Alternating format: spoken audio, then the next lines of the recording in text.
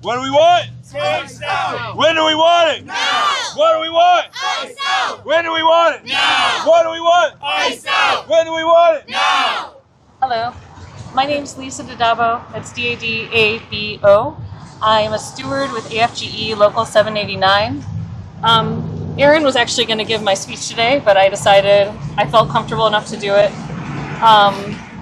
So the silence is deafening. VA workers have endured a lot since January 20th, 2025. And in the past 6 months without a union contract, we've endured even more. But we can't talk about it. The first action was to demand that we remove pronouns from our email signatures. And DEI initiatives were canceled abruptly, but we couldn't talk about it. Then came the emails from Doge. Sent 5 bullet points listing what I did this week or risk being fired. But we couldn't talk about it. Reduction in force threats, along with the hiring freeze. Revocation of our union contract rights at the stroke of a pen. We couldn't talk about that either. Loss of job protections. Changes to performance standards that are unworkable. Cuts to programs for our most vulnerable veterans, those who struggle with mental health conditions, substance use disorders, and those in poverty.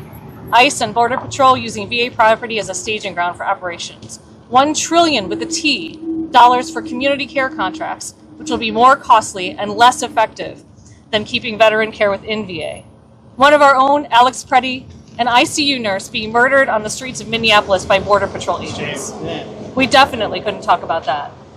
And if someone in VA management learns I spoke about this, I can be brought into a disciplinary meeting and threatened with termination. But we can't talk about that either.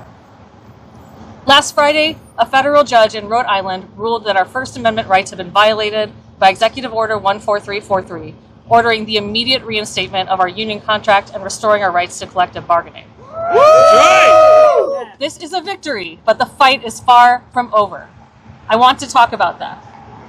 When recognition of our contract stopped in August, VA immediately sent out an all-employee email celebrating the loss of our rights. Managers told staff repeatedly, "You have no union," which is never true. Changes to performance standards and service cuts started immediately, despite agency denials that this was happening, and that's still happening. They're still denying it. What I wonder is, does VA management really believe they'll be protected when the VA is privatized or chopped up and downsized beyond recognition? Damage has already been done, not just to employees, but to our services and to veterans.